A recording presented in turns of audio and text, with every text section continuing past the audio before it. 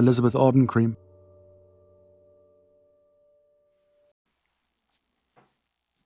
This one's wife. She's at it again. Hello, I'm H.G. Tudor. One of the massive advantages that you gain from my work is the fact that it enables you to make sense of behaviour that had you scratching your head. For most people that come to my work, it's as a consequence of a personal ensnarement with a narcissist, often romantic and familial, sometimes in a work environment, sometimes socially, perhaps with a neighbour. I've advised thousands of people through consultations and helped millions of people through my videos and blog articles grasp what they're dealing with, why it's happening, and, importantly, what they can do about it.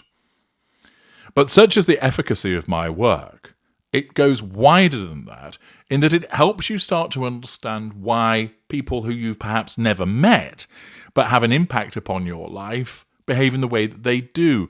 It helps you understand why politicians make the decisions that they do, that world leaders have acted in the way that they had, that famous people like pop stars or authors or film stars, business individuals have acted in the fashion that they have. It's like being given a key which enables you to unlock that understanding.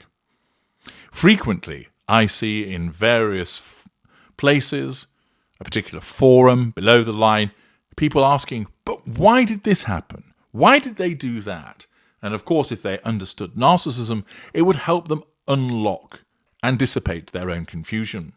This still happens, of course, in relation to this one's wife. An example of this was posted by somebody who goes by the name of Medium Proposal 6331, who has provided their observations on the Saint This One's Wife, they use her full name, as you know I do not, on Reddit. This person has written, "Please let me know if I understand this correctly. This one's wife is alleged to have refused, on principle, to stay at a luxury hotel that housed an exotic bird, albeit captive, a presumably well-cared-for bird. Yet this week, this one's wife is travelling to be hosted and feted in Nigeria, a country where the practice of female genital mutilation is among the highest in the world, and numbers continue to be on the rise.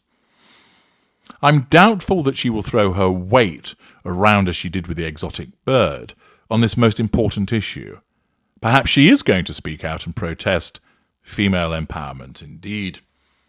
And thus Medium Proposal 6331 highlights the hypocrisy of this one's wife. She's at it again, being the hypocrite that she is. But people may ask themselves, why is it that she gets her feathers ruffled, pun intended, in relation to the exotic bird being housed at a hotel, but then says nothing in relation to female genital mutilation, and fails to say, actually, I'm not coming to Nigeria because your track record with regard to female genital mutilation is such that I cannot countenance it? It works like this. In relation to the hotel and housing an exotic bird, her narcissism recognized an opportunity for facade management, that she could kick up a stink about it and go and stay elsewhere, whilst appearing to care about animals. Thus, facade is managed, boxes ticked to assert control over people by appearing to be caring, fuel is received by people saying, "Good for you, this one's wife. Great job looking out for the exotic bird." And thus, she's able to do all of those things just by saying something, and there's no detriment to her. She can stay in another hotel without difficulty, or she might even have stayed in that hotel but still spoken out about the bird. Thus, there clearly is no detriment to her. She stays in the same hotel, manages a facade, and makes it seem like she cares. So why doesn't she do the same in relation to the women who have been suffering genital mutilation in Nigeria?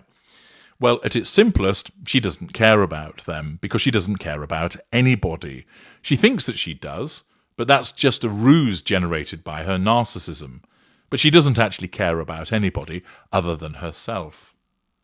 The fact is that to speak out about female genital mutilation would actually take some degree of effort, and of course would then mean that she wouldn't be able to go to Nigeria.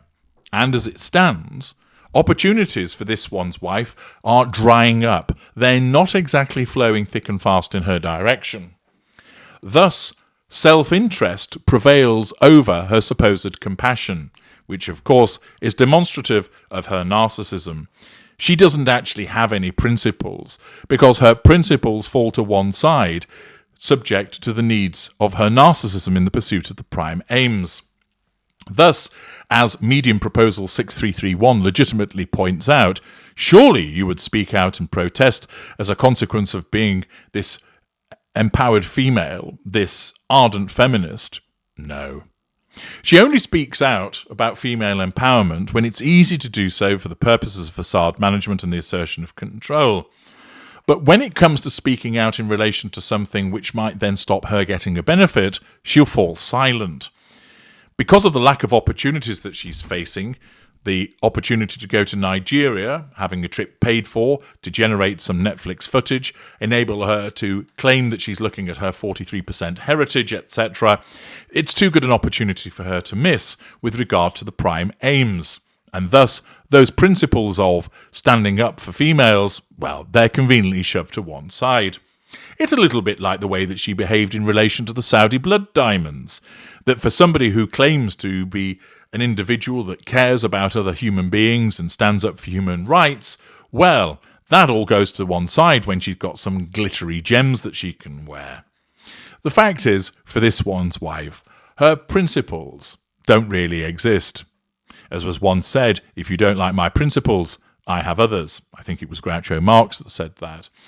And it's similar with this one's wife. She is completely a hypocrite, but she doesn't see it.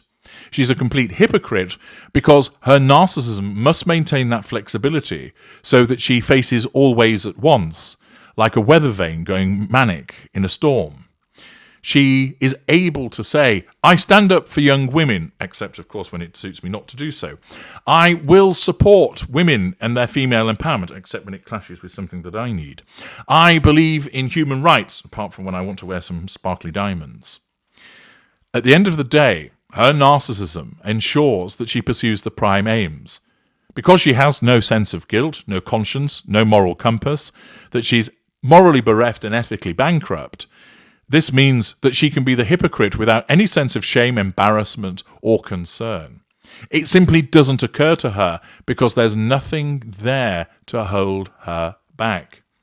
And, as Medium Proposal wrote in the heading to what they commented about, they put cognitive dissonance. How does she justify this? She doesn't. It doesn't even occur to her. And of course, she's never put in a position whereby anybody actually asks her. There's no member of the press that is allowed to get near her to say to her, you've come here to Nigeria. You claim to be a feminist. What's your stance in relation to the high rates of female genital mutilation within Nigeria? Do you not think it would have been better for you not to have made this trip? Nobody's allowed to ask her that, because, of course, that's too difficult and a threat to control. She doesn't justify it because she has no internal system that requires justification. Externally, she might be called upon to justify it, but no questions of that nature ever get near her because of the PR machine that prevents that from happening. She never takes on a difficult probing interview. That's not allowed because those around her who advise realise she would get into too much difficulty. So she never agrees to do that. It's only ever something that's soft soaping. I'm H.G. Tudor. Thank you for listening.